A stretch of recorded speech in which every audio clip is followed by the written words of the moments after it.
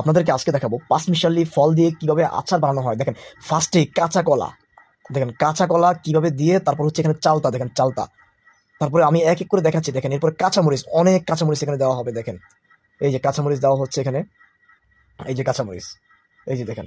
এই আচার কে কে খেয়েছেন হাত তুলুন, কমেন্টস করে জানান। দেখেন, এখন এখানে দেওয়া হবে পর্যাপ্ত পরিমাণে লবণ, যতটুকু প্রয়োজন হয় ততটুকু লবণ দেওয়া হবে। দেখেন,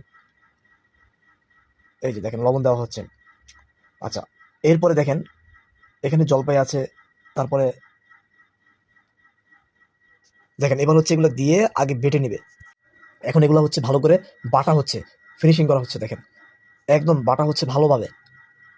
দেখেন কিভাবে আচারগুলো বানানো হয়, কে কে খেয়েছেন কমেন্টস করে জানাবেন, আর সবাই একটা ফলো দিয়ে যাবেন।